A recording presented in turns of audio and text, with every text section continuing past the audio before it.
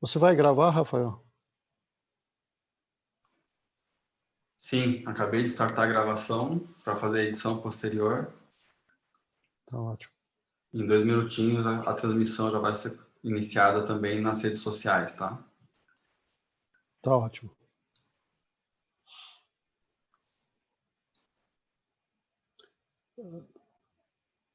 Nós já temos 8 participantes na sala.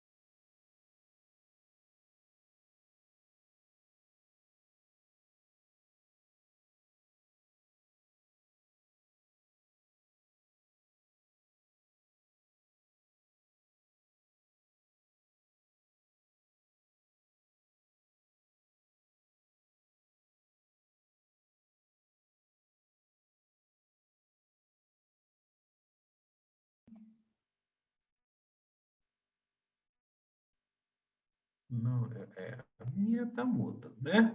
Tá bom, eu quero que o meu fique mudo.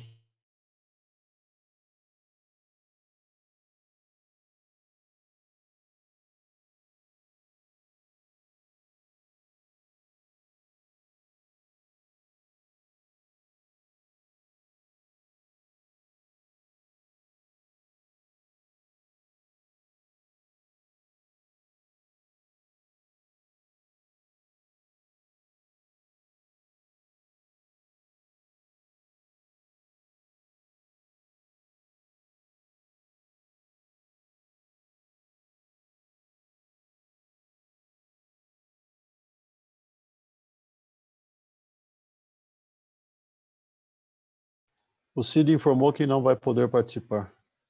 Lamento. E a Ivone informou que já está sendo retransmitido no na página da Câmara. Bom, começaremos pontualmente das 14 horas. Vamos começar? Sim. Rafael? Gente, bom webinar para todos. A gravação está ocorrendo, já está sendo transmitido. Então, a palavra é com vocês. Bom, boa tarde a todos e todas, companheiros e companheiras que nos assistem, nos prestigiam. Nós estamos realizando este evento numa iniciativa da Câmara Paulista para a Inclusão da Pessoa com Deficiência e do programa Coexistir do Sincovaga. Normalmente, além da Márcia, participa né, dos eventos do Coexistir, a nossa querida amiga e companheira de lutas, a Fátima, que hoje não poderá estar aqui conosco por um motivo muito legal. Acaba de nascer a sua netinha e ela, então, por motivos óbvios, está impossibilitada de participar hoje. Queria aproveitar e desejar toda a sorte do mundo para a pequena Sara, que acaba de se juntar a nós, né, apesar de vivermos este momento tão complicado, mas que com certeza superaremos.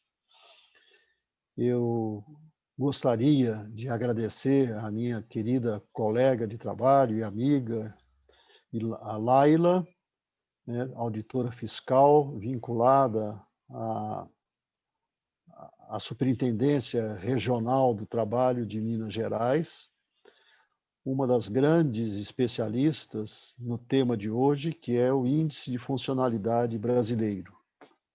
Antes de passar a palavra à Márcia, para que ela faça suas considerações iniciais, eu gostaria só de lembrar que nós, na última reunião plenária da Câmara Paulista, tivemos como um dos pontos de pauta a discussão sobre este tema.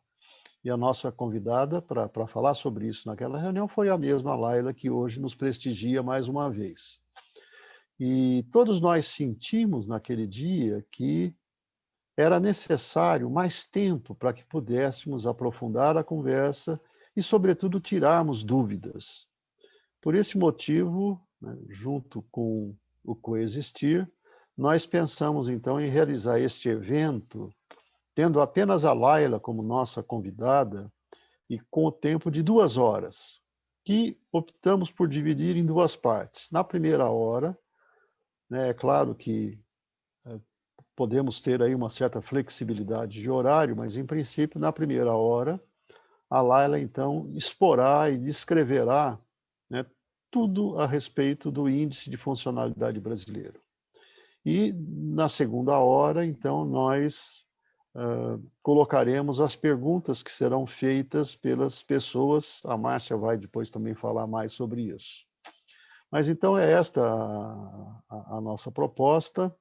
Tenho certeza que teremos um evento muito útil, né, dada a competência, o didatismo que a Laila já nos demonstrou em vários momentos e dada a importância do tema que estará sendo tratado. Márcia, a palavra está com você, por favor. Você está sem som. Boa tarde a todos e a todas, né? Eu vou me descrever.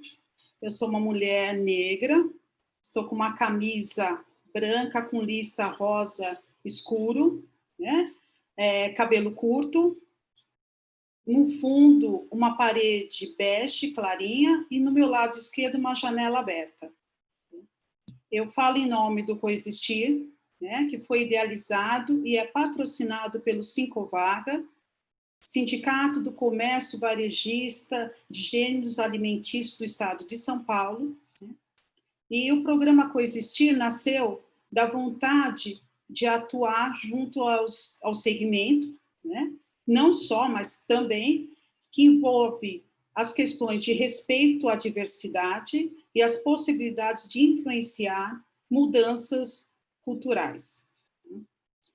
Como o Cal já mencionou, a Fátima está curtindo a netinha que nasceu hoje, não tem, acho que uma questão de 2 horas atrás. a pequena Sara. Então, estou aqui com o Cal, vamos tocar hoje esse momento extremamente especial para mim, né, para todos. Agradeço de antemão a presença da Laila, né? E aí vão os recadinhos antes disso. Primeiro, agradecer muito a Nurap, que nos cedeu o Luan, intérprete de Libras, né? E a Secretaria Municipal da Pessoa com Deficiência, né, de São Paulo, que nos cedeu grandiosamente o Tiago, que já está fazendo aí atuando. Né? E aí, não quero me alongar muito, só mais um recadinho. As perguntas, vocês podem ser feitas através da sua plataforma, seja através do Zoom ou do Facebook do Coexistir Câmara Paulista. Tá? E, mais uma vez, Laila, seja bem-vinda. Cal.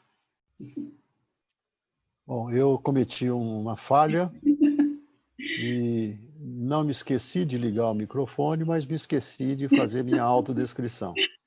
Então, eu aproveito para corrigir esse lapso. Eu sou um homem de pele clara, de barbas e cabelos grisalhos, cabelos meio longos. Estou vestindo uma camisa azul, tecido jeans, tendo ao fundo uma parede branca com um pedaço da moldura de um quadro e uma cortina verde. Bom, isto posto, eu não poderíamos deixar de mencionar e agradecer o apoio e a competência técnica do Rafael, que está nos apoiando aqui nos bastidores. Bom, dito isto, nós então teremos, como eu já havia colocado, na sequência, a apresentação da Laila. Na tela aparecerão apenas a Laila e o nosso intérprete, nesse momento o Tiago, posteriormente o Luan, que vão se revezar, se alternar. Portanto, Márcia e eu voltaremos daqui a 1 hora aproximadamente. Laila, a palavra é toda sua e, mais uma vez, muitíssimo obrigado. Obrigada, Cal. Boa tarde, gente. Meu nome é Laila, então, sou médica de formação, né? Já desde 2005 trabalho com a inclusão de pessoas com deficiência no mercado de trabalho, né? Desde 2007 no antigo Ministério do Trabalho, mas na Auditoria Fiscal do Trabalho, né? Atualmente nós somos uma parte do Ministério da Economia, mas trabalho nessa questão já há alguns anos, né? E em função disso, eu participei desde 2007, 2008, mais ou menos, de alguns grupos de trabalho que tinham o objetivo de desenvolver um instrumento de avaliação da deficiência para o Brasil, né? Então, vou contar um pouquinho da história para vocês, de como que isso foi construído, até chegar hoje, no que a gente tem aí em vias de ficar pronto, né? E como é que é a estruturação disso, qual que é o objetivo. A gente tem sempre que pensar o seguinte, o Brasil ele tem características, né, de país continental, uma diversidade muito grande de situações, de condições de cidades, de estados, né? E a gente tinha que construir um instrumento que atendesse a essa realidade, essa diversidade toda e a extensão continental do país. Então, o primeiro passo dos grupos de trabalho foi o quê? A gente pesquisar como que isso funcionava no mundo, se a gente tinha instrumentos adequados para isso, ou não. Mas o que era um instrumento adequado? Para entender isso, a gente tem que ver a grande mudança que a gente teve no conceito de deficiência, né? Porque anteriormente a gente tinha uma visão de deficiência que era muito biomédica, vamos dizer assim. Era uma alteração do corpo da pessoa, ou da mente, ou dos sentidos, e isso caracterizava por si uma deficiência.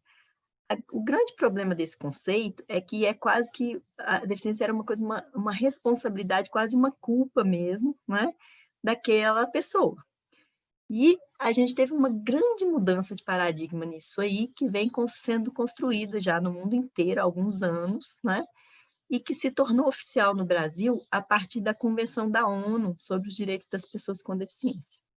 Essa convenção da ONU, acho que muitos de vocês já conhecem, né? Se não conhecem, recomendo que leiam o texto, porque é muito importante para nós, porque ela veio para o nosso arcabouço legal com status de Constituição. Ela teve todo um processo diferente para ser aprovada e tudo, e ela entrou como emenda constitucional. Então, é parte da nossa lei maior, né? E isso é um fato muito importante na questão da preservação dos direitos das pessoas com deficiência. E já lá nos seus propósitos, no artigo 1º, o que a Convenção da ONU nos trouxe? Ela disse o seguinte: pessoas com deficiência são aquelas que têm impedimentos, né? Aí de natureza física, mental, intelectual ou sensorial. E esses impedimentos ali, que são características do corpo da pessoa, eles vão ter interações com barreiras, né, do dia a dia da vida da pessoa. E essa interação entre o corpo com os impedimentos e a barreira é que pode trazer para a pessoa uma experiência de deficiência, ou seja, obstruir a participação plena e efetiva da pessoa na sociedade, né, em igualdade com as demais pessoas. Então, gente, essa mudança de paradigma do conceito, ela é muito importante para a gente. Por quê? Porque a gente começa a ter uma visão social da deficiência, né? De que a pessoa só vai experienciar, viver uma deficiência a partir do meio que ela vive, não exatamente das características do corpo dela. É claro, tem que ter essas alterações no corpo e essa interação aí é que vai definir qual que é o nível de participação, o quanto a pessoa consegue fazer as coisas no dia a dia. E aí nós vamos falar mais detalhadamente disso à medida que eu for explicando o instrumento para vocês, vai dar para entender isso melhor. Então, a grande mudança que a gente tem é essa, a gente sai de um conceito biomédico para um conceito biopsicossocial, né? Tem o corpo, tem a pessoa, mas tem o meio que ela vive. Então, isso é muito importante para a gente. E aí, a gente tem, lá desde 2015, a Lei Brasileira de Inclusão, que eu acredito que vocês já conheçam também, se não, recomendo que façam a leitura. Por quê? Porque quando a gente tem a convenção com diretrizes mais gerais, a gente precisa regulamentar isso, colocar isso para funcionar no país, né? E aí a gente teve, o primeiro passo foi a LBI. Em 2015 ela foi publicada, passou a vigorar a partir de janeiro de 2016, conhecida como Lei Brasileira de Inclusão ou Estatuto da Pessoa com Deficiência. É a Lei 13.146, né, de 2015. E ela tem um pedacinho lá que é muito importante para a gente entender esse conceito de deficiência e essa questão do instrumento. O que ela diz?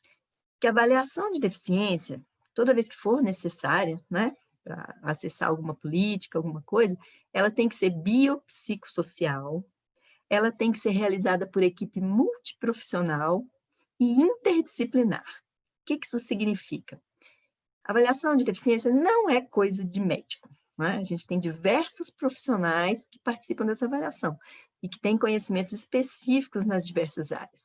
Então, por exemplo, uma pessoa que vai avaliar a questão auditiva, né? Por que não um fonoaudiólogo descrever essas situações ali, quais são as limitações para o dia a dia daquela pessoa, né? Então, assim, a avaliação é multiprofissional, vários profissionais participam dela.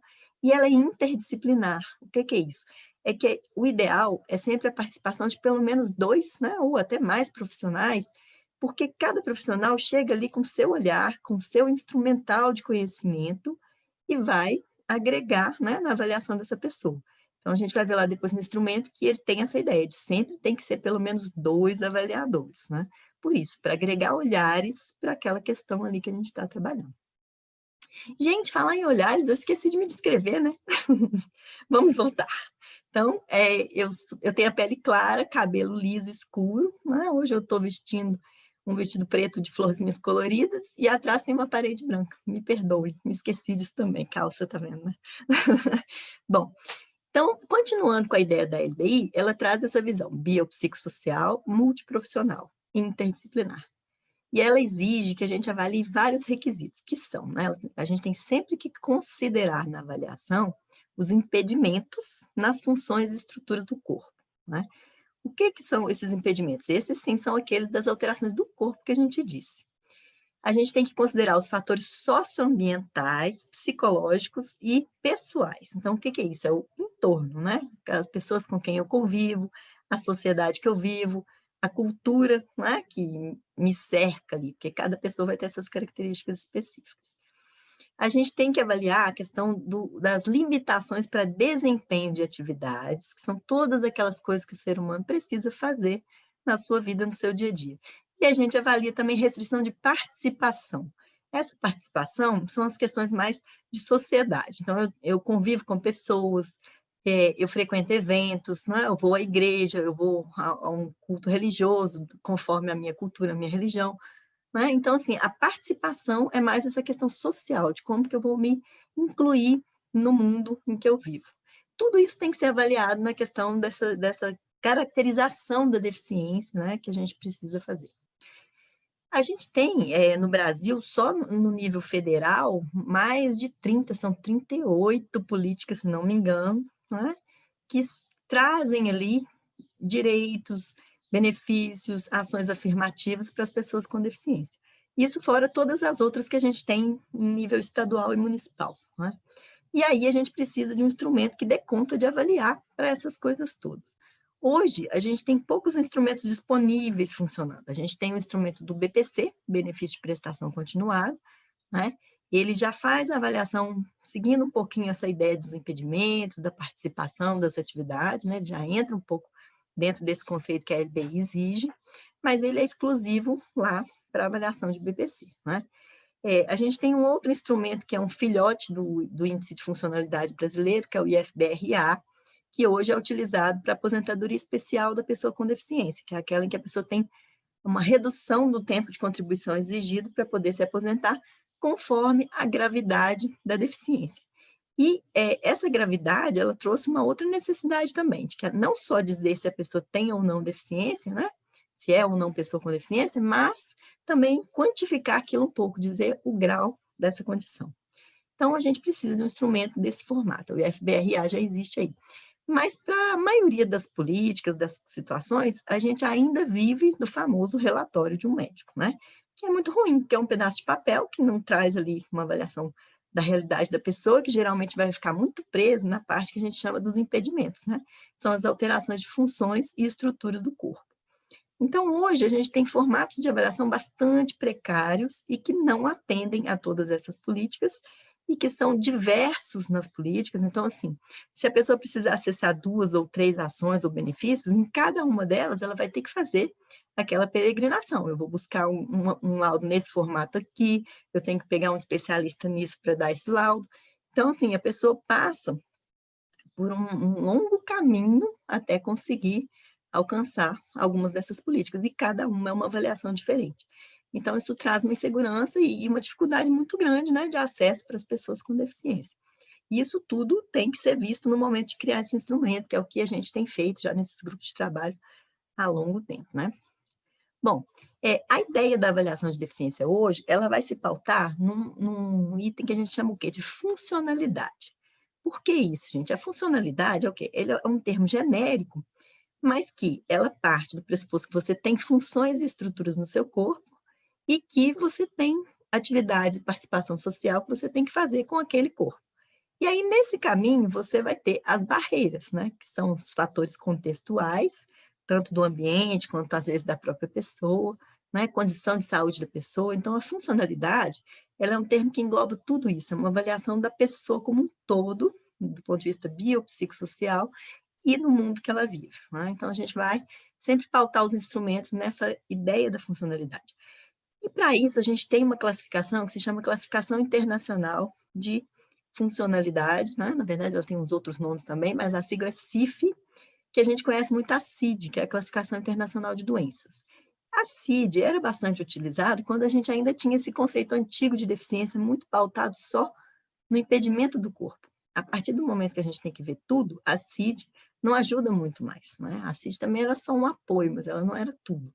E hoje a gente tem que olhar pela questão da funcionalidade. Então, a classificação que nos ajuda mais é a CIF. Mas o que é essa classificação? Ela é uma coisa para avaliar a pessoa com deficiência? Não.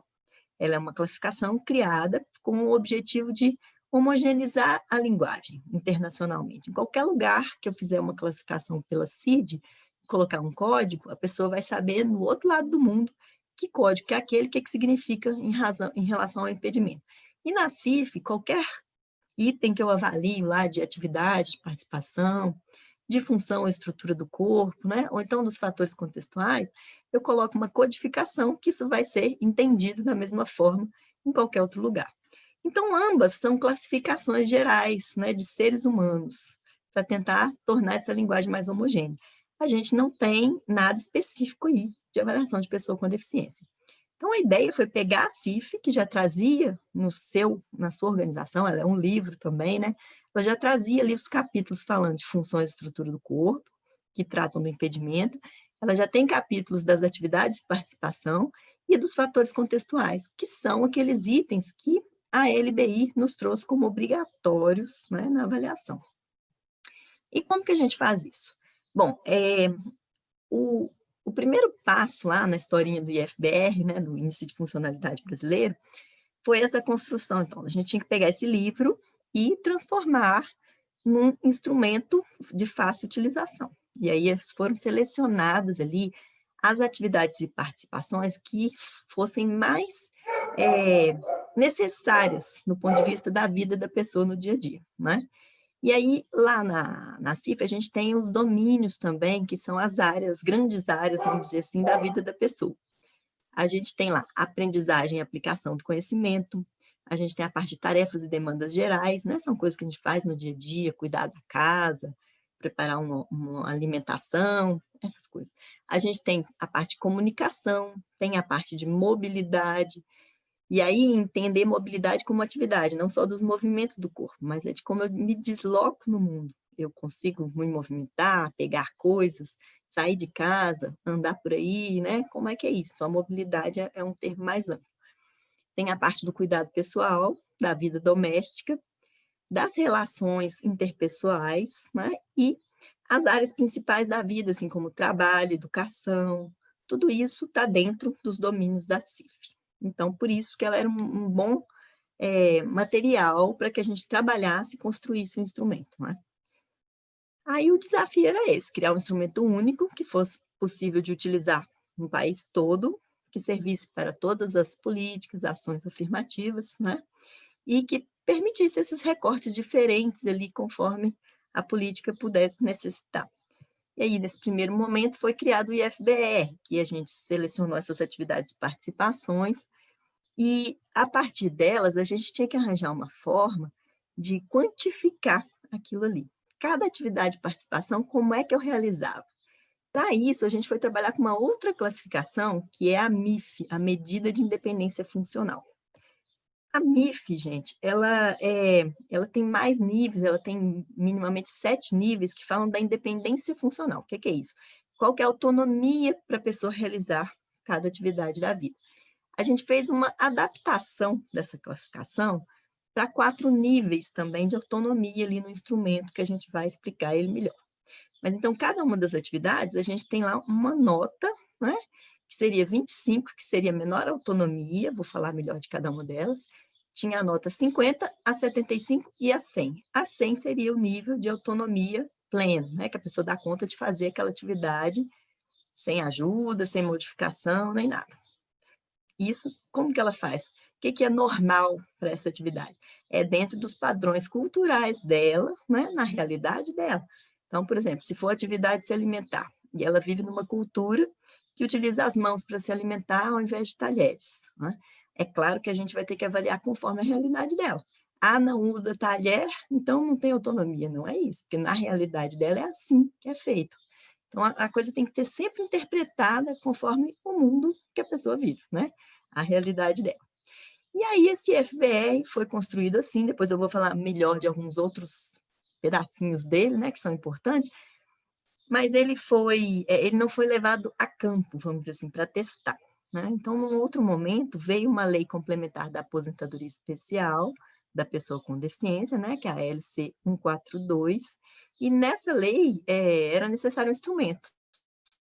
Então, o INSS fizeram todo um trabalho lá mais emergencial, vamos dizer assim, para colocar esse instrumento em utilização. E daí veio o IFBR-A, né? Que esse Azinho aí era de adaptado, porque ele era adaptado para aposentadoria especial. E ele passou por um processo de estabelecer réguas. O que são as réguas? São os níveis ali em que a gente diz, a partir dessa pontuação, a pessoa tem deficiência. E mais que isso, a deficiência é leve, a partir de um certo nível, a partir de outro moderado, né? E até chegar no grave. Então, a gente tinha níveis ali de graduação dessa deficiência, que foram criados esses níveis dentro desse trabalho lá para aposentadoria especial. Esse instrumento ele passou por uma validação pela UNB, Universidade de Brasília. E nesse processo foram detectados alguns problemas, né? Lógico, porque todo instrumento, gente, que a gente coloca em uso, ele tem que sofrer adequações ao longo do tempo ali, conforme a gente vai descobrindo alguma falha, algum probleminha. Isso é normal, isso existe em todo instrumento, a gente nunca consegue sair, né, de cara com o instrumento perfeito. Mas houve, então, essa validação e a UNB disse, ok, o IFBRA, que era uma adaptação do IFBR, ele é capaz, sim, de dizer se a pessoa tem ou não deficiência, né, e graduar isso. Só que a UNB propôs algumas alterações de regras e percebeu que algumas atividades, elas não tinham um poder discriminante. O que é isso? Elas não tinham uma relevância ali para fazer a conclusão final da gravidade da deficiência, né? Então, algumas eram desnecessárias, era como se fizesse ou não fizesse, daria mais ou menos na mesma. Isso é todo um procedimento estatístico complexo, né, que não cabe a gente explicar aqui, mas é só para vocês entenderem, porque o instrumento ele foi passando por alterações na quantidade e no tipo de atividade e participação durante essas mudanças. No primeiro momento, ele tinha 42 atividades de participação, 41, na verdade. Depois, ele passou por uma reavaliação, que eu vou contar para vocês melhor, e ele ficou com 58, passou por um novo processo de validação e agora ele tem 38. Mas eu vou explicar isso melhor depois. Então, o que aconteceu? Nesse FBRA, a gente percebeu que, apesar de ter sido uma validação bem grande, assim, robusta, né, com mais de 17 mil pessoas, essa amostra de pessoas, a população, ela tinha o que a gente chama de viés nos estudos, que é o quê? É um erro de seleção. Por quê? Porque as pessoas que iam acessar a aposentadoria, elas já estavam no mercado de trabalho. E a gente sabe muito bem que tem certas, né, deficiências mais severas, certos impedimentos que acessam menos o mercado de trabalho. Então, das 17 mil pessoas, vamos dizer que tivessem 16 mil com deficiências com impedimentos físicos, né, motores, e boa parte com impedimentos mais leves. Então, a gente tinha que fazer o teste do instrumento numa população que refletisse a distribuição real no Brasil. Então, preciso de pessoas com deficiência intelectual, mental, auditiva, visual, numa proporção adequada, né? Não seja só uma amostra com muita gente com deficiência física, motora, tá? Então, aí, dentro disso, qual foi a proposta? Vamos trabalhar novamente com o instrumento e vamos fazer as alterações. Outra coisa que foi percebida é que a gente tinha poucas atividades mais ligadas à parte intelectual, de funções cognitivas, né, de aprendizagem. Então, um grupo de trabalho se reuniu novamente e, gente, todas essas etapas, elas são feitas por grupo de trabalho com vários especialistas, né, em diversas áreas, com conhecimentos diferentes, e também pelas pessoas com deficiência, né, dentro do lema Nada sobre nós sem nós. Obviamente, a gente precisava, em todas as etapas, uma participação intensa das pessoas maiores interessadas, no caso. Então, aí o grupo de trabalho se reuniu, né, outro grupo com outras pessoas, eu estava nesse também, na verdade, fui passando por todas as etapas, e nessa última etapa, Ana Costa, nossa colega lá do Rio Grande do Sul, também da auditoria, participou, e a gente fez, então, em grupo, propostas de outras atividades que deveriam entrar, né, e também de uma parte de avaliação mais específica para a pessoa com aquele impedimento que a gente chama de psicossocial. Depois vou falar mais um pouquinho dessa parte. Mas o grande objetivo era isso, vamos acertar esse instrumento, vamos levar a campo e vamos fazer a validação. A UNB, no início, ela nem faria validação, ela ia só acompanhar, mas a gente chegou à conclusão de que não era possível que cada ministério fizesse um instrumento para depois juntar isso tudo. Então, trabalhamos coletivamente e a UNB foi para o campo, né? Testar esse instrumento nas pessoas, capacitar os avaliadores, tudo bonitinho. E aí, o que a gente teve? A nova carinha que ficou esse instrumento, e ele ficou chamando IFBR-M, né, de modificado. Então, a versão atual nossa é essa do IFBR-M, que já foi validado pelo CONAD, né, e que está sendo discutido num grupo de trabalho, outro ainda agora, para poder colocar em prática, funcionando. Então, vou contar para vocês como é que está isso e vou mostrar um pouquinho de como que ele é, como é o instrumento, né? Na verdade, vou contar, não vou mostrar. Bom, a gente tem uma primeira parte do instrumento, que é a avaliação da condição social, ficou com esse título, em que a gente vai ter que obter informações de escolaridade, estado civil, né? Como é que é a posição da pessoa ali na família, se ela é chefe de família, né? Se ela é responsável financeiro pelo grupo familiar. A gente tem informações da localização do domicílio, né? E é possível que a gente faça isso de uma maneira informatizada, até com geolocalização, né? Então, a gente pode ter informações muito ricas nesse primeiro campo do instrumento, que é da condição social. A gente tem possibilidade de ver, tem que ver, né? Avaliar quantas pessoas vivem na casa daquela pessoa, qual que é a renda, como é que é a inserção da pessoa ali no trabalho, né? Ela tem uma profissão, ela tem um vínculo formal, ou ela trabalha por conta própria, como é que é isso? Então, todas essas informações vêm aqui nesse momento, né? A gente tem também a informação se a pessoa recebe algum tipo de benefício, se participa de alguma ação afirmativa ou não. E qual que é o objetivo disso? Primeiro que a gente tem ali dados muito ricos, né? Para a gente tratar das condições sociais, do que precisa ser melhorado ali para a pessoa em relação ao ambiente dela, as barreiras que ela enfrenta, mas também isso vai ajudando os avaliadores a construir na cabeça deles uma história daquela pessoa, um contexto real daquela pessoa, saber de quem se trata mesmo, né? Porque como a gente viu muito bem, a gente não pode mais olhar o corpo da pessoa ali com as funções e estruturas. A gente tem que entender a vida da pessoa como um todo para poder aplicar esse instrumento corretamente, senão ele não funciona direito, né? A gente tem um outro ponto no instrumento em seguida, que é o que a gente chama de impedimento. Nesse, é para colocar a avaliação mesmo das questões do corpo, né? Que é a parte mais médica, em geral, das coisas. A pessoa já vem, às vezes, com um diagnóstico, ou às vezes não vem, mas com uma definição ali do que ela tem como alteração naquele corpo, né? Ou nos sentidos. Então, os avaliadores, eles marcam o tipo de impedimento, né? Se é auditivo, intelectual, físico, visual, por aí vai. E se tem mais de um impedimento, ele faz também a informação dos demais, né? Que a pessoa pode ter, que a gente chama de deficiência múltipla, porque ela tem múltiplos impedimentos ali no corpo. Depois, é preciso falar nesse instrumento também de alterações nas funções corporais, né? E lá no impedimento é o nível que às vezes tem um diagnóstico, um código de CID, mas depois a gente tem que tratar das funções que são alteradas por causa daquela modificação no corpo, né? Então, as funções mais específicas, por exemplo, como é que é a função urinária, como é que é a função cardiovascular, e aí é uma coisa mais de diagnóstico também, mas que faz parte do processo de avaliação ali, né? Então, o que acontece? Essa documentação dos impedimentos, ela vai ser necessária, a própria LBI exige que isso também seja visto, né, avaliado. Mas, depois a gente entra, depois dessa avaliação prévia, vamos dizer assim, a gente entra no que a gente chama da matriz do instrumento de verdade. Por quê? Porque essa matriz é onde vai ter a junção de cada uma daquelas atividades que eu falei para vocês, que hoje a gente tem 38, né? E elas vão ser pontuadas ali conforme o nível de autonomia, de facilidade ou dificuldade de executar. E depois tem que ter, caso ela tenha dificuldades, quais são as barreiras que a pessoa enfrenta. Então, tudo isso está numa matriz.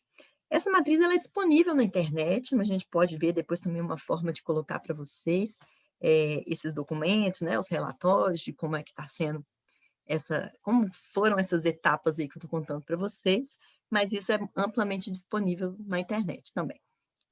Bom, então o que acontece? Para cada uma daquelas atividades ali, o avaliador ele vai ter que compreender como é que a pessoa realiza aquela atividade. Então, o avaliador nunca vai perguntar para a pessoa, você faz isso? Ou você não faz? Não é assim que funciona. Esse instrumento ele não é um questionário simples de perguntas e respostas. A pessoa que responde o questionário é o avaliador. Na verdade, os avaliadores, que vocês são pelo menos 2, né? Então, os avaliadores, eles têm que entender toda a vida da pessoa e como que ela faz cada uma das atividades, o instrumento. É por isso que não é um instrumento feito, né, para qualquer um aplicar. A ideia é que sejam equipes especificamente capacitadas para isso, né? E aí, esse avaliador, ele vai fazer toda essa descrição, ele vai entender direitinho como é que a pessoa faz aquilo ali, e aí ele vai conseguir classificar nos graus de autonomia.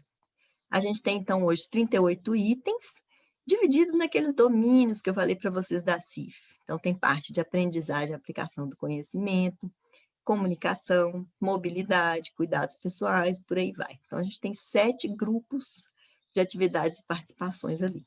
Em cada uma delas, isso vai ser avaliado dessa maneira, né? Conforme o grau de autonomia que foi extraído lá da medida de independência funcional, a MIF, que eu falei para vocês. Então, o que a gente tem?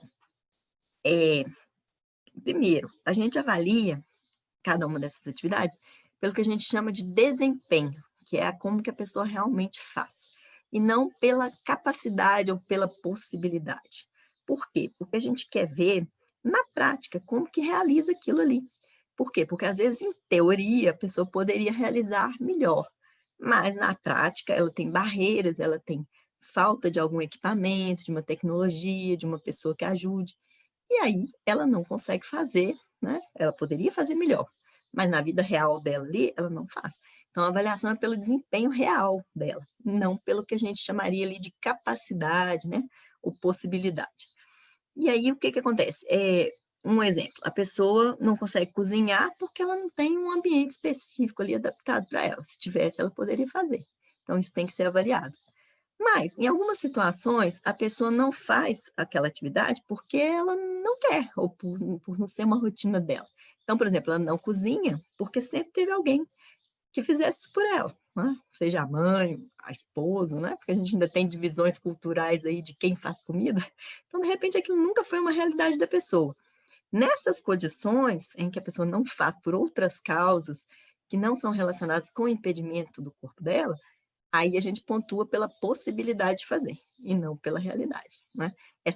As únicas situações em que não é pelo desempenho real são essas, que aí a pessoa não faz por outros motivos alheios ali à questão dos impedimentos. Bom, então o que acontece? A gente tem que perceber o seguinte, que esse nível de independência ali da pessoa, de autonomia, ele pode variar conforme várias coisas. Então, por exemplo, o ambiente dela, dependendo da hora do dia, se ela tem alguma alteração corporal que causa dor, e aí em determinados horários que ela está com uma crise de dor, o desempenho dela é pior. Aí a gente sempre vai avaliar pelo momento pior, de mais dificuldade, não é? E situações, às vezes, que, por exemplo, dependem de um histórico de vida da pessoa, como o trabalho, a educação. Ah, tá, educação, você conseguiu, então, fazer o ensino médio? Consegui. Mas quando a gente vai ver como que ela fez o ensino médio, né, aquela aprendizagem, ela levou muito mais tempo, ela teve uma necessidade de uma série de modificações. Então, a gente tem que ver um histórico, a mesma coisa do trabalho, que às vezes as pessoas, se você simplesmente olhar, você trabalha? Sim, mas aí vai ver o histórico de trabalho da pessoa. Ela consegue ficar ali 2, 3 meses no emprego, né? Daí a pouco é desligada. Então, assim, a gente tem que ver, para essas condições que dependem de um histórico, de uma história pregressa, a gente avalia conforme toda essa história. Vocês estão vendo, né? Que o instrumento, depois vocês vão ver que é fácil de aplicar, mas a pessoa que vai fazer, ela tem que ter embutido ali na cabeça dela uma série de conceitos para a coisa funcionar bem, né? Um deles é essa questão aí histórica e social de algumas atividades. Bom, e também tem algumas atividades que a gente vai ver lá na matriz, que elas têm múltiplas tarefas embutidas ali. Por exemplo, se o item fala em alcançar, transportar e mover objetos, a gente sempre vai avaliar pelo que é mais complexo, né? Porque às vezes ela até alcança, mas ela não consegue mover. Aí, se ela não consegue mover, eu vou pontuar pela questão do mover, porque mover é mais complexo. Então, sempre que forem atividades múltiplas, a gente usa a mais complexa, certo? A questão desse desempenho também, é importante lembrar o quê? Que a matriz, ela exige que todas as atividades sejam avaliadas e pontuadas. Por que isso? Primeiro, porque isso é um processo de construção de um todo ali da vida da pessoa. E segundo, porque faz parte mesmo, né, do cálculo lá depois, final da pontuação. Quando a gente fala um pouquinho das alterações para as faixas etárias, a gente vai ver que tem atividades que elas não se aplicam a todas as idades, né?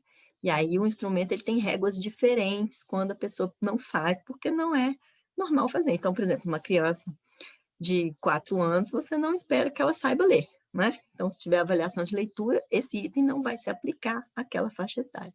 Tudo isso foi estudado com especialistas em desenvolvimento infantil, né, e de adolescentes, para a gente fazer essas réguas certinhas aí por faixa de idade, né? E que a gente precisa entender muito bem nesse instrumento, gente, que a pessoa com deficiência, a maioria das vezes, né, o que a gente vai observar é que ela não vai ter acesso a produtos, tecnologias, a tudo que ela precisa. Isso, infelizmente, ainda depende muito da autonomia financeira dela, do quanto dinheiro ela ou a família dela tem para acessar todas as tecnologias que ela precisa. Então, é isso que o avaliador vai ter que enxergar no contexto socioeconômico da pessoa e como é que é a vida dela. E algumas pessoas ainda têm uma certa dificuldade em entender esse conceito biopsicossocial de verdade. Por quê? Porque pensa assim, se eu sou uma pessoa que tem paraplegia e uso cadeira de rodas, toda pessoa com paraplegia e cadeira de rodas vai ter o mesmo grau de autonomia ali para atividades de participação? Não, por N razões, não é? Uma delas é essa questão socioeconômica, se ela tem acesso a tecnologias, a cuidadores ou não.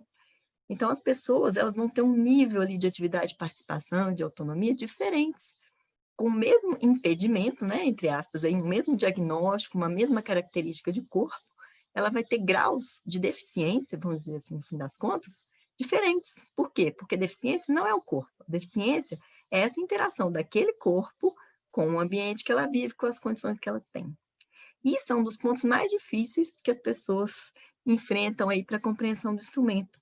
Porque, às vezes, ainda quer, toda pessoa com deficiência visual total vai ter o mesmo nível de deficiência? Não, não vai, né? E não é para ter, porque a gente saiu desse conceito médico para esse conceito de interação corpo-mundo, né?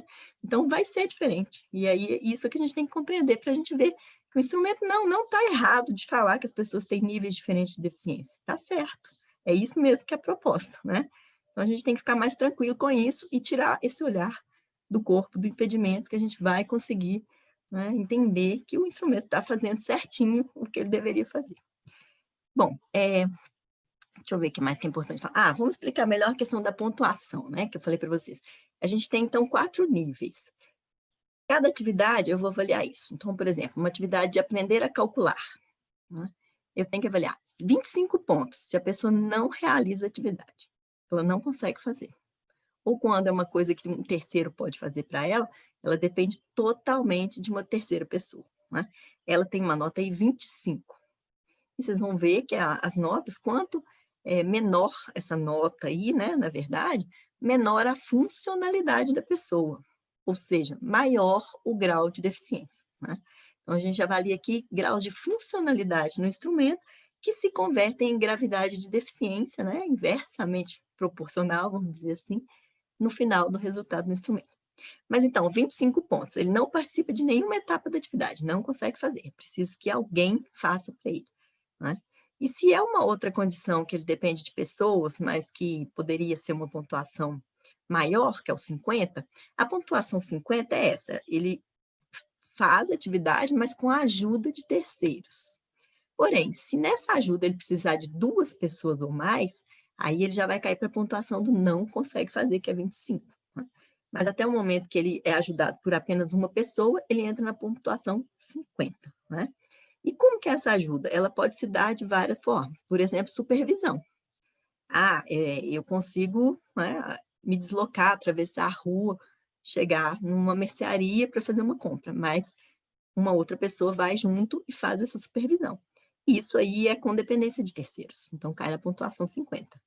Outra situação, a pessoa prepara alguma etapa. Eu consigo me alimentar, pegar a refeição no prato ali, levar à boca, tudo direitinho, engolir, mastigar, mas alguém tem que fazer essa refeição e colocar esse prato ali pronto para mim. Então, isso aí também é dependência de terceiros. Entra na pontuação 50, tá? Então, podem ser várias inserções ali de uma terceira pessoa para ajudar, mas demonstra o quê? Que a pessoa tem um nível de autonomia menor, né? Precisa de um terceiro. A pontuação 75, gente, é o quê? É o que a gente chama de independência modificada. A pessoa consegue fazer sozinha, mas ela precisa de alguma tecnologia assistiva, né? De algum objeto, alguma modificação ali do seu ambiente, e aí ela consegue, então, fazer sem uma pessoa ajudar diretamente, mas ela precisa de ter algum equipamento ali, né?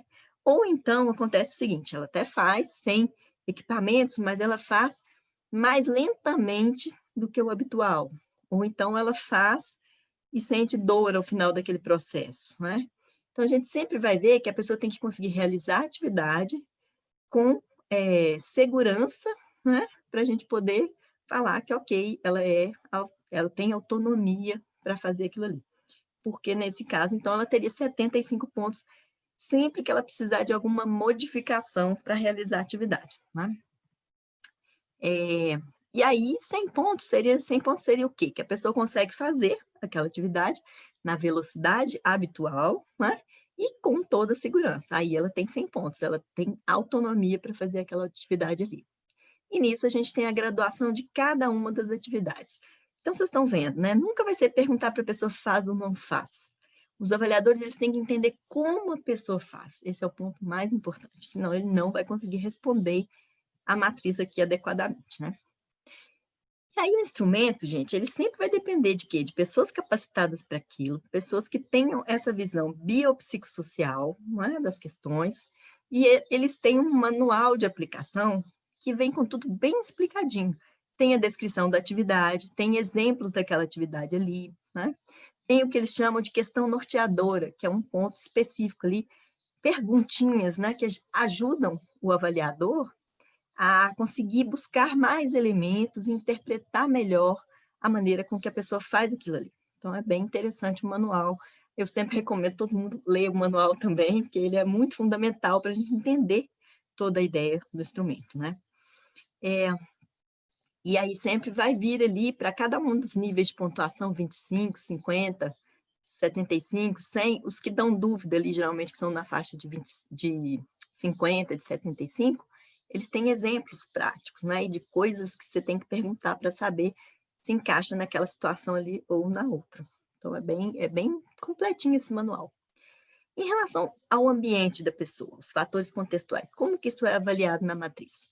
Toda vez que a pessoa tiver uma pontuação que não seja 100%, né, 100 pontos, toda vez, então, que ela tem ou modificação, ou apoio de terceiros, ou não faz, a gente tem que assinalar na matriz quais as barreiras que ela enfrenta para isso. E as barreiras, elas são subdivididas lá conforme a classificação de funcionalidade prevê. Então, a gente tem barreiras que podem ser falta de algum produto e tecnologia. A gente tem barreiras que são do ambiente. A gente tem barreiras que são de apoio e relacionamento. A gente tem barreiras de atitudes, né? Muito importantes também, que às vezes a gente tem uma certa dificuldade de perceber que a pessoa não realiza por causa de preconceitos, né? Das barreiras atitudinais mesmo. A gente tem outro nível de barreira que é dos serviços, sistemas e políticas. Então, se ela precisa de um serviço para fazer fisioterapia, melhorar a movimentação muscular e conseguir mais autonomia e não tem isso, isso é uma barreira que vai prejudicar a realização da atividade. Então, todas as barreiras, elas têm que ser assinaladas sempre que a pessoa não conseguir fazer a atividade ou tiver modificação ou apoio de terceiros. Antigamente, na versão anterior do IFBR, a proposta é que isso fosse feito somente a partir ali de 25, 50 pontos, mas aí depois passaram a incluir todas as categorias que não eram 100% de autonomia, vamos dizer assim, para analisar barreiras. Por que isso é importante, gente? Isso faz parte do processo da compreensão de como a pessoa interage com o mundo e também traz informações muito ricas para a gente de coisas que estão sendo necessárias ali, né, dentro das políticas públicas. Onde é que está faltando coisas ali? Ah, são produtos e tecnologias? Onde que o Estado, né, o governo pode intervir para melhorar isso e diminuir as barreiras, né? Onde que depende de seres humanos também, em geral. Aí a gente pode descobrir quais são os gargalos ali do dia a dia da pessoa para ela poder ter plena participação em sociedade, plena autonomia, né? Como qualquer outra pessoa. A gente tem essas informações muito ricas. Bom, dentro do instrumento, depois que a gente termina de fazer essa matriz da pontuação, tem uma outra etapa fundamental, que é o FUSE. Não tem jeito de fazer um instrumento completo sem o FUSE. O FUSE, gente, é um método meio complicado de explicar tecnicamente como funciona, mas qual que é a proposta dele? Ele sempre traz ali alguns aspectos que são, assim, mais importantes para certas deficiências, para certos impedimentos. Por quê? Vocês imaginam, a matriz, ela avalia todas as pessoas e todos os tipos de impedimentos, né? E aí, tem algumas partes da vida que são mais difíceis conforme o impedimento que a pessoa tem. Então, tem coisas que vão ser mais difíceis para uma pessoa com um impedimento motor, outras para pessoa com impedimento cognitivo. Então, essa distribuição das atividades, ela varia um pouco, né? O peso que aquele impedimento tem em cada área da vida.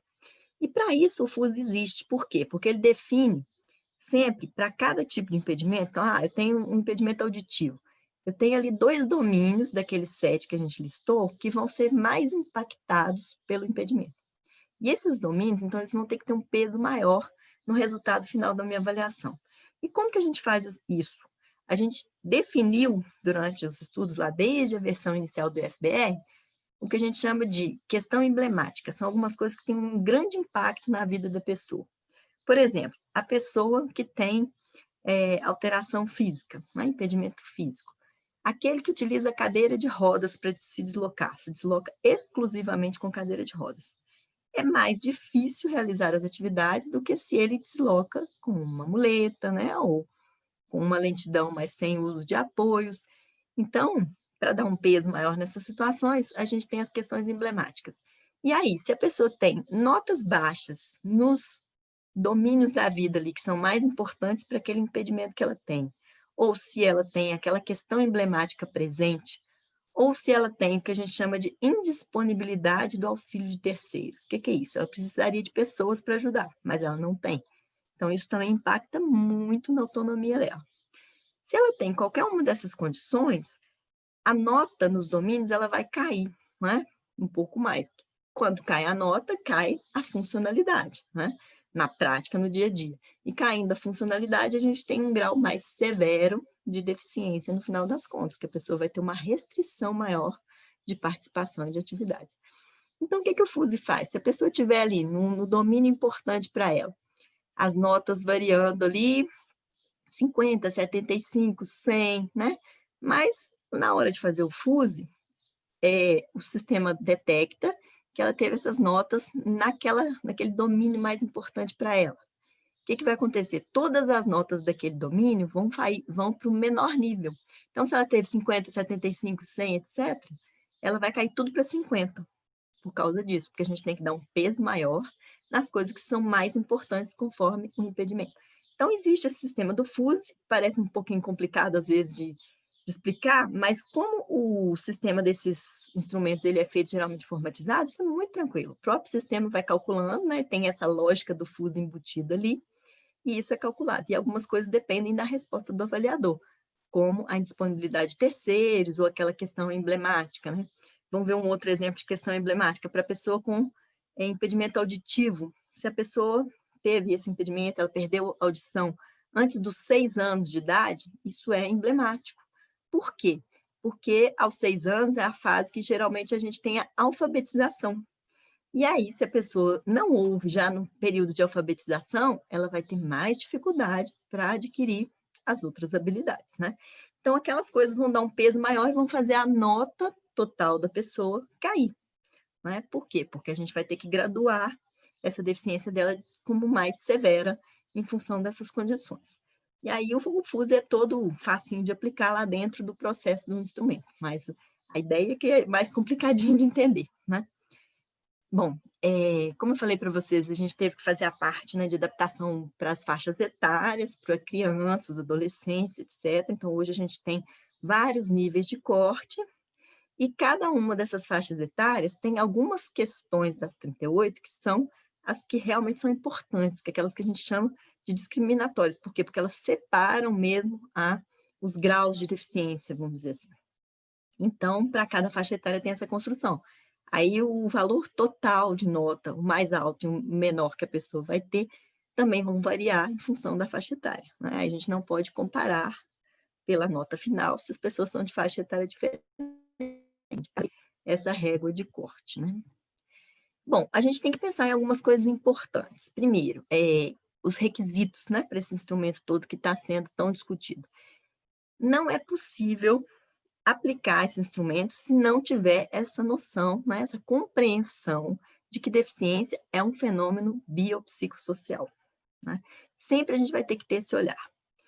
E a marcação de barreiras, ela é vai ter sempre que ter aquela visão. A pessoa está tendo dificuldade de realizar aquilo em função do impedimento que ela tem, e não por outras causas, né? E aí essa visão também tem que estar presente. E o que acontece? No fim das contas, o instrumento ele faz o quê? Identificar, né, a deficiência e graduar, analisando essa desvantagem, vamos dizer assim, que a pessoa que tem impedimentos corporais vai ter em relação às demais pessoas em função do ambiente em que ela vive, né? Sempre vai ter que ter essa ideia embutida ali para poder conseguir responder isso bem, né? Aí algumas coisas que são importantes também da gente lembrar de um rigor que precisa ter no preenchimento de todo o instrumento, inclusive a etapa socioeconômica, que ela vai ter informações muito ricas para a gente, como eu disse para vocês, né?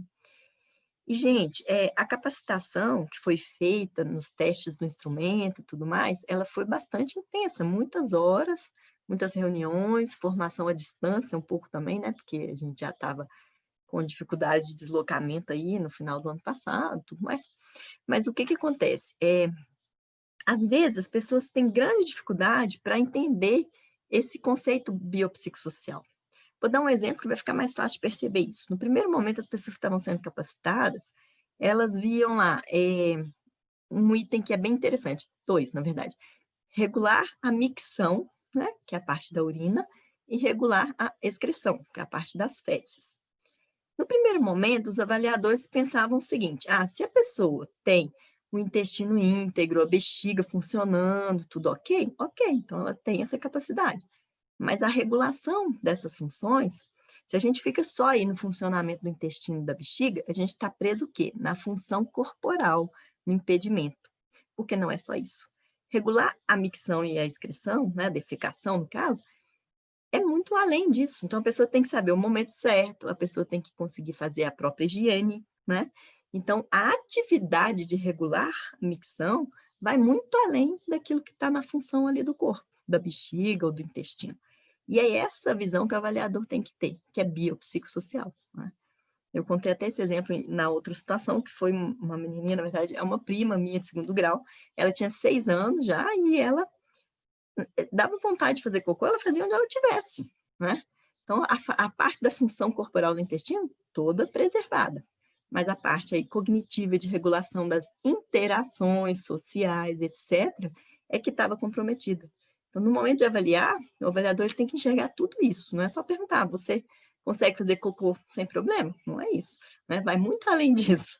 Então, os avaliadores têm que ser capacitados para isso, bem adequadamente, senão eles não vão conseguir aplicar o instrumento direitinho, né?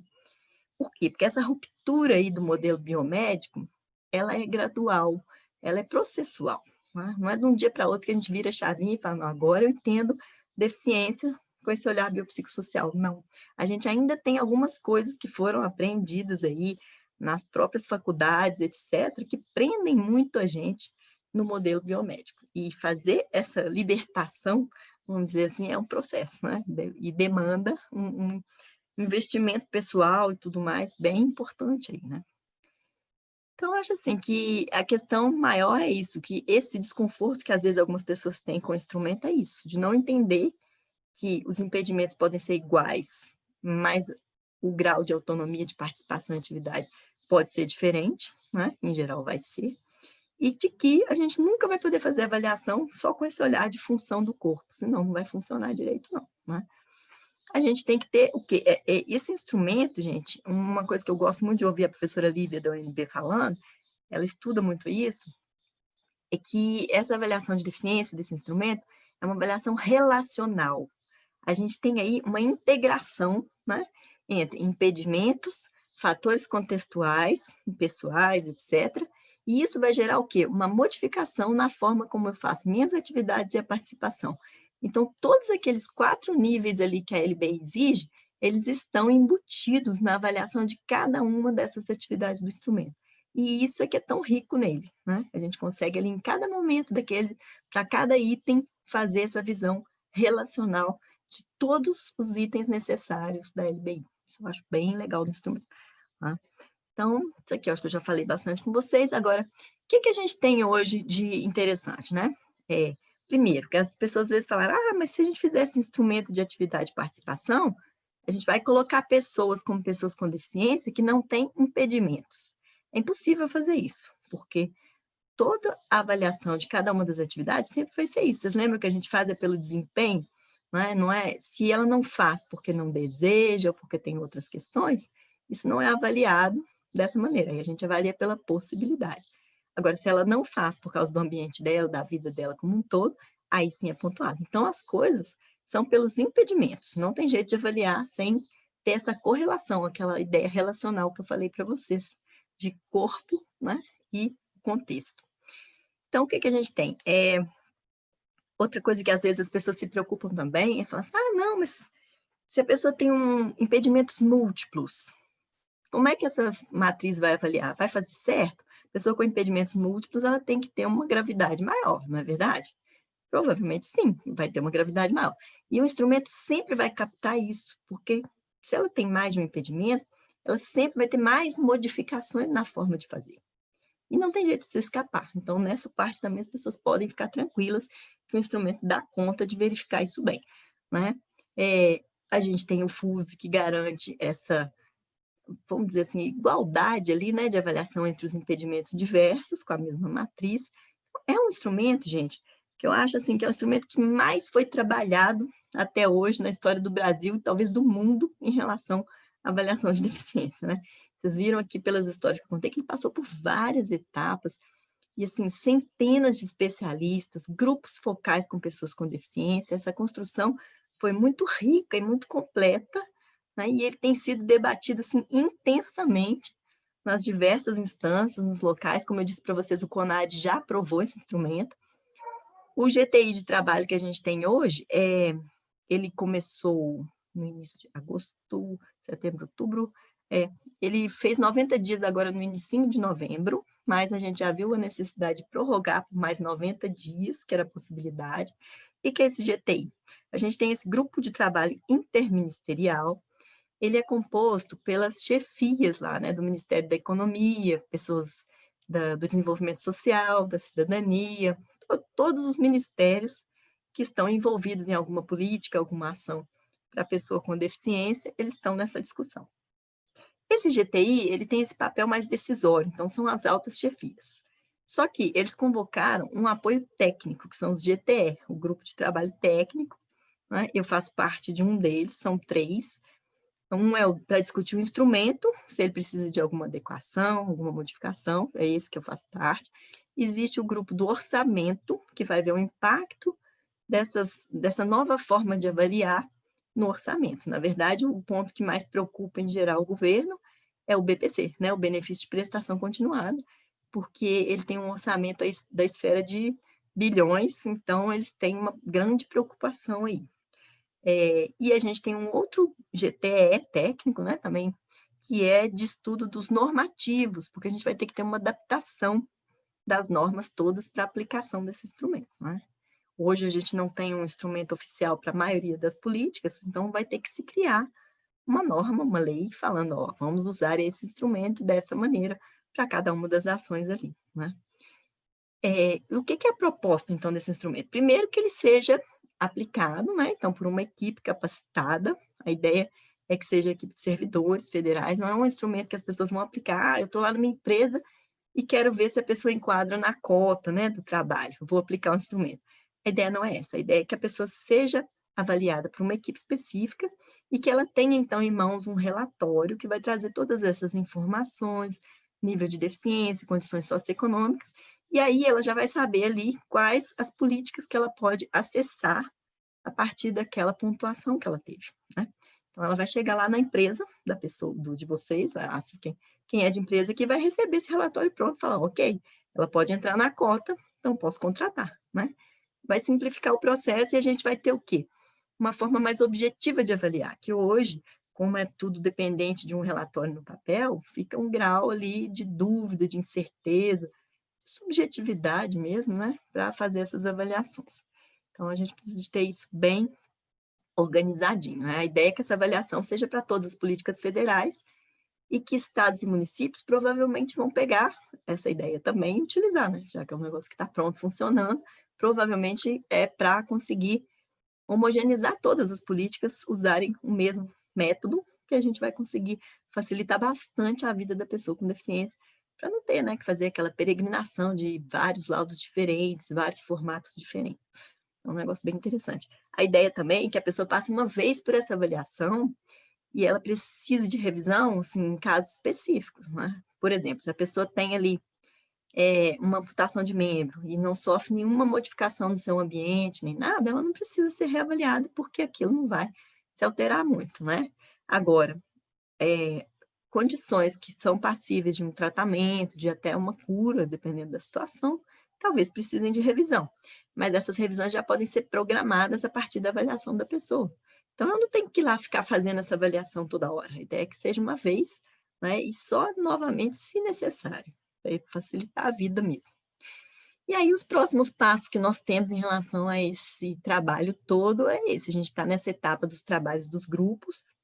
Existe uma proposta assim, na verdade, gente, esses grupos de trabalho atuais, que estão com essa prorrogação aí, provavelmente até o início de fevereiro, para terminar os trabalhos, eles têm umas regrinhas lá no decreto, na portaria que publicou no decreto, né?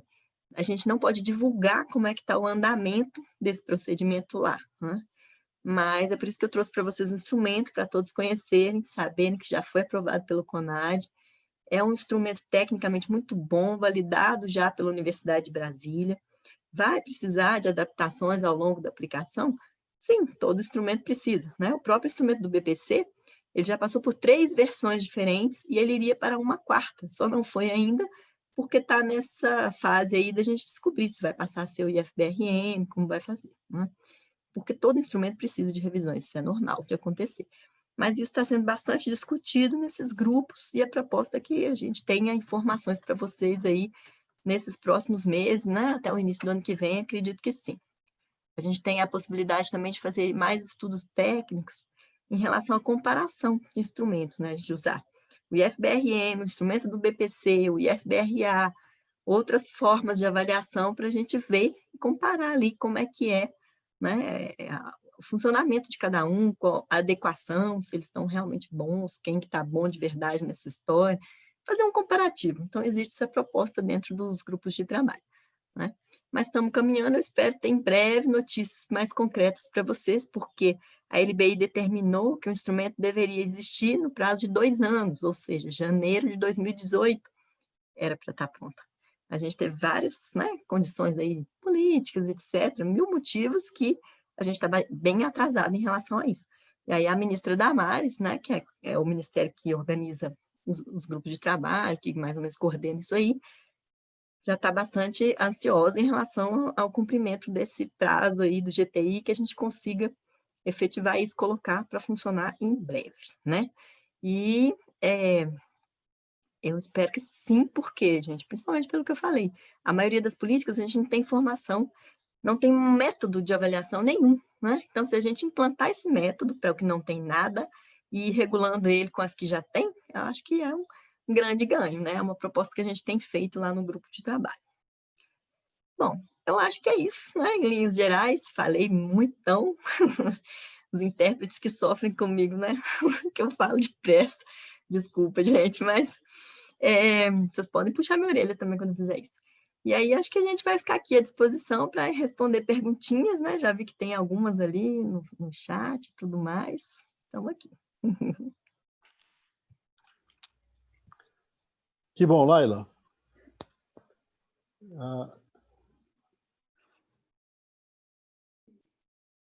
Foi muito boa a sua apresentação.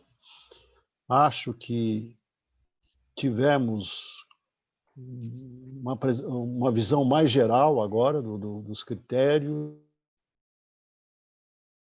do FBR e, sobretudo, a sua importância para que a gente possa fazer o que poderíamos dizer uma caracterização mais justa, né, que respeite esse conceito que eu considero revolucionário, que nos foi trazido pela Convenção dos Direitos da Pessoa com Deficiência, reafirmado na nossa Lei Brasileira de Inclusão, que deixa muito claro, né, que a deficiência não é consequência apenas das nossas características individuais ou das características individuais das pessoas, mas ela é, e eu diria, sobretudo, ela é consequência das barreiras existentes na sociedade. Portanto, a deficiência é um fenômeno social que tem historicidade, como também é colocado na própria convenção. Acho que muitas vezes a ideia, a cultura ainda conservadora, atrasada, que se tem a respeito da deficiência, é que ela é culpa da pessoa, né? Quando, na verdade, o conceito nos deixa claro que as barreiras são, a sua eliminação, a eliminação das barreiras é fundamental, inclusive, né? Lembrando que esses preceitos de acessibilidade, né, a nossa referência do desenho universal, é uma questão que interessa a todos nós, né, não apenas às pessoas com deficiência, interessa a todas as pessoas da sociedade. Eu, de novo, esquecido, eu juro que da próxima vez eu faço um roteirinho da minha fala inicial. E tá. Eu primeiro esqueci de falar, mas eu não disse quem eu sou, né? Até porque esse ambiente que a gente tem aqui, a gente acha que todo mundo já... Meu nome é José Carlos do Carmo, mais conhecido pelo meu apelido, que é Cal, né? Também como a Laila, eu sou auditor fiscal do trabalho, sou médico de formação. Aliás, o meu sinal em Libras é o sinal para médico, médico de bigode. E coordeno o projeto de inclusão da pessoa com deficiência aqui no estado de São Paulo, que é desenvolvido pela Auditoria Fiscal do Trabalho, e sou também o coordenador da Câmara Paulista para a Inclusão da Pessoa com Deficiência, que, junto com o programa Coexistir, né, organizou e está patrocinando essa nossa conversa de hoje. Nós tínhamos acertado na nossa divisão de que a Márcia anotaria e organizaria as perguntas. Eu também dei uma acompanhada aqui, e pela clareza da exposição, as pessoas entenderam direitinho. Mas, Márcia, você quer colocar, talvez, não sei se você acha melhor colocar uma a uma, ou já colocar todas as questões que você anotou. A palavra, Márcia. Eu acho que de uma a uma fica até interessante para a Laila, né? Para facilitar. Laila, a Luciana Carvalho fez a seguinte questão: o manual já está disponível? Ei, Luciana, minha coordenadora. Deixa eu só explicar, se me permite, Laila.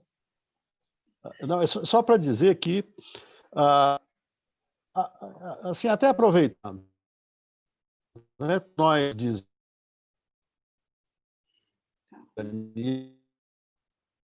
para as pessoas com deficiência. Calma, você está No falhando um entanto, pouquinho. vale... Não, desculpe, assim, eu estava dizendo que que a lei seja fiscalizada, e esse é o papel que nos compete a nós da Auditoria Fiscal do Trabalho. E a Auditoria Fiscal do Trabalho organiza essa fiscalização por meio de projetos que existem em todos os estados, em todas as unidades da federação. E temos uma coordenação nacional. Tudo isso para dizer que a nossa coordenadora nacional é a nossa colega Luciana Carvalho, de Santa Catarina. Era isso que eu queria dizer, Laila, com a palavra. Bom, em relação ao manual, a gente já teve a disponibilização do manual do IFBR, né, já há bastante tempo, que foi mais ou menos em 2013 que a gente publicou essa primeira versão, mas o do IFBR-M, que é o atual, a gente tem do IFBR-A também alguma coisa, mas acho que ele não é muito público, porque ele foi construído dentro lá do INSS, né, da Previdência, mas o do IFBR-M é um que ele já está mais ou menos público aí, a gente pode... conversar com a ANB, mas acredito que não tem restrição em divulgá-lo, não. Ele ainda precisa de algumas pequenas adaptações, pelo menos a versão que eu tenho, então talvez seja legal a gente aguardar mais um pouquinho para sair a versão definitiva, né? Mas em breve vai sair. Porque o manual, ele ajuda bem a gente a compreender o instrumento, e aí é por isso que eu sempre recomendo que a gente consiga ler. Assim que sair, possivelmente, esse manual vai vir bem completinho também, e é interessante. Mas, assim, essas versões prévias eu até tenho, posso disponibilizar, né?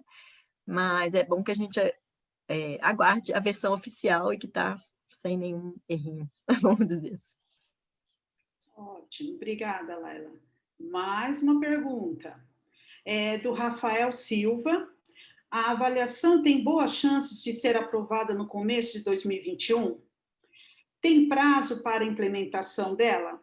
E aí, complementando, tem uma outra questão que eu acho que um complementa o outro. Neste momento, como está o encaminhamento da aprovação da adoção do IFBRM como instrumento único? Bom, essas coisas são interligadas mesmo. Na verdade, a gente... Ixi, o cachorrinho da minha vizinha gosta de participar das minhas lives. Bom, mas a gente tem o seguinte, porque esse GTI, como eu falei para vocês, ele já está em andamento, ele passou os primeiros 90 dias que eram previstos e já teve autorização de prorrogação por mais 90. E a partir do dia 4 de novembro, 90 dias. Então, o que acontece? A ideia é que sim, a gente consiga resolver isso nesse prazo. Eu fico um pouco receosa porque as discussões, às vezes, elas não avançam muito, sabe? E a gente tem aí um período agora de final de ano, então eu tenho um pouquinho de medo. Mas a proposta é que sim, 90 dias, não tem previsão de nova prorrogação, né? E por isso que a gente tem o GTI de orçamento e normativo, tudo andando mais ou menos em paralelo, porque ao final desse prazo a gente já tem que ter as diretrizes de tudo que tem que ser alterado. E aí o governo vai ter que fazer isso o mais rápido possível mesmo, né? A ideia é que não pode passar mesmo, o ano que vem isso tem que sair, porque a gente já está com muito atraso, era para ter sido janeiro de 2018. Só, gente, que assim, são as previsões, né? A gente nunca pode ter certeza absoluta de nada em relação a esses prazos, mas eu espero que sim. São muitos anos já de trabalho em cima desse instrumento. Ele já foi, né, aprovado do ponto de vista do CONAD, que eu falei para vocês, o CONAD já teve reunião sobre isso, já aprovou, o CONAD apoia esse tipo de instrumento mesmo, esse IFBRM, e no próprio decreto que instituiu o grupo de trabalho interministerial, veio a diretriz de que o IFBRM é, sim, o instrumento base que a gente tem que usar para as avaliações. Por que base? Porque algumas políticas precisam de outras informações. Então, por exemplo, o BPC, ele exige um corte de renda.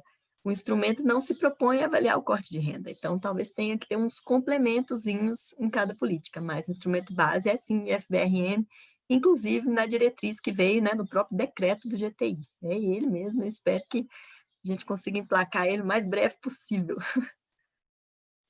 Ótimo. Laila, você já até respondeu, mas vamos reforçar, né? O Rodney, ele pergunta, existe algum livro para indicar a respeito do IFBRM? Rodney, livro por enquanto não, assim, né? A gente tem os estudos da UNB, eles estão publicando artigos nesse sentido, a gente tem um artigo do IETS lá, que publicou a primeira versão do IFBR, depois a gente pode ver se a gente disponibiliza esses que já são, né, publicados e tudo, que não tem nenhuma restrição, para o pessoal conhecer melhor, não sei como seria, talvez lá na página do Coexistir, tem jeito de publicar arquivos lá? Com então, certeza. a gente pode fazer isso. Eu mando os arquivos para vocês e aí a gente coloca lá. Inclusive, eu tinha montado uma apresentaçãozinha aqui, mas o Zoom, ele não permite colocar a apresentação e as pessoas, aí a gente perderia os intérpretes, o que é impossível, né? Então, assim, eu tenho uns slides também que posso disponibilizar para quem quiser consultar alguma coisa depois.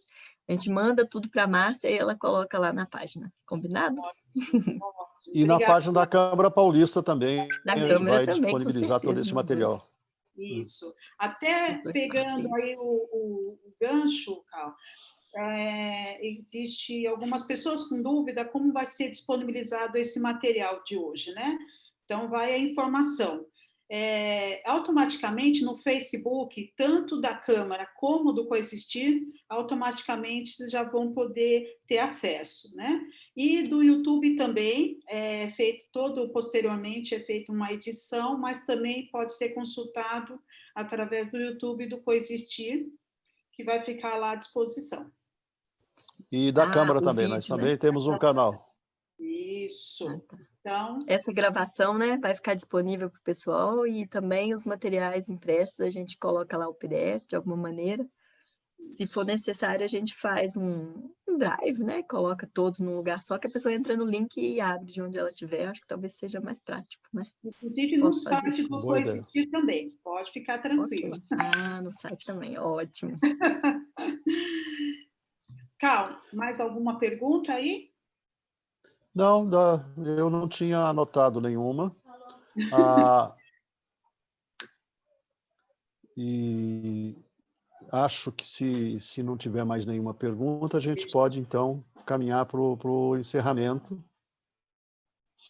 Mas eu gostaria de destacar a importância que eu vejo da sociedade, particularmente das pessoas com deficiência e das suas entidades representativas, de nos manifestarmos junto ao governo federal, no sentido de exigir isso que é um direito nosso, não só um direito, é uma obrigação legal. A Laila já havia comentado, a Lei Brasileira de Inclusão prevê a criação desse instrumento, tem um prazo para isso, que já se encerrou há 3 anos. Então, eu acho que a nossa manifestação, inclusive, poderá contribuir para que as políticas públicas, né, sejam efetuadas de maneira mais rápida. Reafirmo, portanto, que acho que todos nós devemos nos manifestar.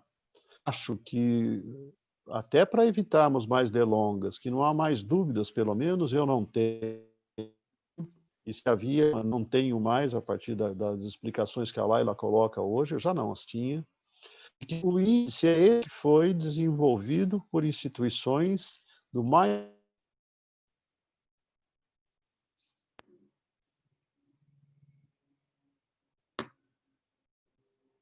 estar nesse sentido. Com isso, de minha parte, né, encerro aqui a minha fala, agradecendo mais uma vez a participação da Laila, né, a participação dos nossos intérpretes de Libras, né, ao apoio, né, do Coexistir, né, particularmente do apoio técnico do Rafael, que viabilizou este nosso evento de hoje. Portanto, muito obrigado. Márcia, você quer fazer o encerramento? Laila? Cal, tem mais uma pergunta, Laila. Essa vai ser a última, porque realmente, senão, né? O Aldemir, ele agradece pela exposição e ele coloca: quando pensamos no conceito biopsicossocial, pensamos de uma forma mais justa da caracterização. Porém, durante sua explicação, você mencionou que essa caracterização deverá ser realizada por profissionais específicos. Para fins do pagamento do BPC, até penso ser coerente, mas para as leis de cota não trará mais dificuldade para ser caracterizada a deficiência e, com isso, dificultar a entrada da pessoa com deficiência no mercado de trabalho? Bom, na verdade, a proposta é que não, a ideia é facilitar, porque o que acontece? Ao invés da pessoa ficar buscando relatórios e tudo, ela vai passar por avaliação de uma equipe uma vez só para acessar as políticas todas. Então, vamos supor, ela entra numa empresa, depois ela sai e quer entrar em outra empresa, ela já vai estar com tudo pronto, é uma vez só para usar, né, ao longo da vida. Mas é claro, gente, que a gente vai ter toda uma fase de transição aí, né? A partir do momento que o instrumento entra em vigor, existe uma demora aí, um tempo que vai ser necessário para que todas as pessoas que precisam de avaliação sejam avaliadas. E aí, nesse período de transição, vão coexistir, né, mais de uma forma de avaliação aí. Então, e a proposta não é de jeito nenhum dificultar a vida da pessoa com deficiência, pelo contrário. O que a gente vê hoje na lei de cotas, que é de onde eu posso falar, né, com mais propriedade, vamos dizer assim, que é com que eu trabalho há muitos anos, a gente tem um dificultador para a entrada das pessoas com deficiência no trabalho, que é o quê? Pessoas que têm alterações muito mínimas e que hoje, por falta de um instrumento de avaliação de funcionalidade, elas acabam ocupando as vagas que seriam muito importantes para as pessoas com, né, restrições de atividades e participações mais severas, né? Que foi até aquilo que eu disse lá do instrumento para avaliação de aposentadoria. O que a gente tinha lá era uma amostra de população de pessoas que já tinham conseguido acessar o mercado de trabalho E, infelizmente, a lei de cotas, com o número de vagas reservadas pela lei, né, aquela variação lá de 2% a 5%, que ocorre só em empresas com mais de 100 empregados, ela nunca vai conseguir contemplar todas as pessoas com deficiência, né? O número não é suficiente. A gente teria hoje aí, eu vou chutar aqui porque eu não sei exatamente como é que está o número do CAGED hoje, mas em torno de 900 mil vagas, talvez, né? A gente não vai conseguir contemplar todo mundo, mesmo que a gente tenha toda a reserva de vagas cumprida. Então, a ideia é que tem certas políticas que elas têm que ser mais restritivas. O que é isso? É colocar as pessoas que mais precisam, porque se a gente deixa a porteira muito aberta, vamos dizer assim, a gente deixa pessoas que não precisam de verdade ocuparem a vaga de quem precisa. Então, tem políticas que são mais restritivas nesse sentido. Mas, assim, ninguém precisa ficar preocupado em relação a, não vou mais poder entrar na empresa porque eu não passei na avaliação. A gente vai ter aí, provavelmente, né, mais de um ano, eu não sei, não posso chutar o tempo exato, mas a gente vai ter um período de transição aí relativamente longo, até que todo mundo que precisa de avaliação seja realmente avaliado por essas equipes.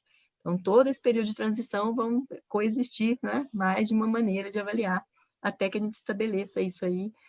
E a gente fala, não, agora está tranquilo, todo mundo já foi avaliado, um maior percentual já foi, podemos exigir somente essa forma.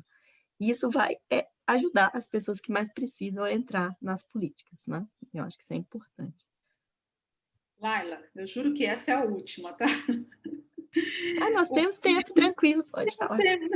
Inclusive, eu acho que a gente pode até colocar quem tem interesse, queira fazer alguma pergunta, né? Fica à vontade. Mas o Rafael Silva, ele pergunta o seguinte: o que é deficiência psicossocial que a Laila mencionou? O que é? Ótima pergunta, Rafael. Na verdade, a gente não entrou aí para explicar, né, cada uma das condições ali que são consideradas deficiência, mas a própria Convenção da ONU, ela trouxe para a gente lá os tipos de impedimentos, né? Aí ela coloca mental, intelectual, sensorial, etc. Antigamente, quando a gente ficava só com os decretos brasileiros, a gente tinha lá uma descrição do que seria deficiência mental, mas que, na verdade, ela vinha com esse título mental, mas a descrição era de deficiência intelectual. Então, quais os diagnósticos, né, na época do diagnóstico que entravam aí? Eram aquelas pessoas que têm o diagnóstico oficial reconhecido é retardo mental, né? É um rebaixamento cognitivo ali em relação à média da população. E aí, a gente tinha outras condições da esfera mental, né, de alterações do funcionamento aí, até muito mais de interações psicossociais que a gente fala. Então, assim, as pessoas têm problemas de relacionamento em sociedade, às vezes, tem umas outras coisas que não têm a ver com a parte cognitiva ali, mais conhecida antigamente como QI, né, que é a parte do raciocínio. Não é isso. O impedimento das pessoas com deficiência mental, psicossocial, é outro tipo de impedimento. Então, diagnósticos, que, assim, é claro que a gente sempre faz alguma referênciazinha ao diagnóstico de base, né, lá do impedimento, mas tem 1000 condições. Mas, por exemplo, o adoecimento, né, intitulado pela CID como esquizofrenia, que a pessoa tem essas alterações mentais, psíquicas, dificuldade de acessar o trabalho, sofre muito com as barreiras atitudinais, mas antigamente, lá no decreto, não enquadrava nessa característica, porque, além de tudo, o decreto falava em 18 anos, então a pessoa ali que nasceu, que teve alguma alteração bem jovem. Se essa alteração aparece depois, o caso de esquizofrenia geralmente é da adolescência para frente, às vezes a pessoa não se enquadrava pela idade. Então, assim, o decreto era uma forma ruim, né, de avaliação de deficiência, mas era o que tinha, a gente ainda usa ele como apoio para algumas coisas, até que se tenha o instrumento, mas é para esse tipo de situação, daqueles que a gente chama na CID de transtornos mentais, né, mas que eles trazem a experiência de deficiência psicossocial, que é muito mais de interação social ali, interpessoal, né, do que do raciocínio. São esses tipos de impedimentos que entrariam aí. Não sei se foi claro. Se quiser que eu fale isso melhor, também podemos fazer, Rafael. Mais alguma pergunta? É o momento da gente esclarecer, né, Laila? Da minha parte, eu só tenho a agradecer. Foi uma aula, né? E você é uma ótima mestre. Obrigada, Márcia. E agradeço ao CAL essa parceria com a Câmara Paulista com NURAP, Secretaria Municipal da Pessoa com Deficiência de São Paulo, os participantes, as perguntas, e espero nos vermos logo, logo, Laila, numa outra, né? Num outro momento. Muito obrigada mesmo. Eu que agradeço, Márcia, prazer estar aqui com vocês, eu espero que a gente possa voltar, né, o mais breve possível para contar o desfecho, né, como que ficou esse instrumento de avaliação, e só reforçar esse pedido que o Cal fez da sociedade, ficar de olho nisso mesmo, porque o que acontece? A gente sofre algumas pressões de pessoas que ainda não têm essa visão biopsicossocial, que querem dar um jeito de valorizar mais a parte do impedimento. E se a gente coloca uma valorização do impedimento separada dessa matriz que eu expliquei, a gente vai fazer um desbalanço ali, porque a matriz ela já contempla todos os lados. Se você agrega alguma coisa só para quantificar impedimento, você vai desbalancear todo o instrumento. E a gente já viu algumas pessoas com esse olhar. Então, assim, isso é uma tentativa de retorno lá no olhar biomédico, né? Perdendo todo o conceito, assim, que é tão revolucionário, tão lindo que a gente tem aqui, e que a gente não está sozinho nisso, não. Isso é um conceito mundial, né? Não vamos retroceder, temos que respeitar a nossa Constituição Federal, né? Na visão aí da Convenção da ONU sobre os Direitos da Pessoa com Deficiência. E aí, no mais, quero agradecer muito por ter tido essa oportunidade aqui de conversar com vocês e ficar à disposição, né? Eu vou mandar os materiais para a gente compartilhar e tendo alguma dúvida, alguma coisa que puder, pode me procurar, né? Obrigada, Márcia, obrigada, Cal, obrigada aos meninos aí, Luan e Tiago, né? Como que é o nome do outro moço? Eu sou péssima de nome. Luan e Tiago. Luan e Tiago. Então, dessa vez eu acertei. Obrigada a vocês por tudo isso e ao Rafael por todo o apoio aí também, né? E um beijinho na Sara e na Fátima lá de longe. Um abraço, obrigada. Obrigada. Tchau, pessoal. Muito obrigado, Laila. Obrigado a todos e a todas. Tchau. Tchau, tchau.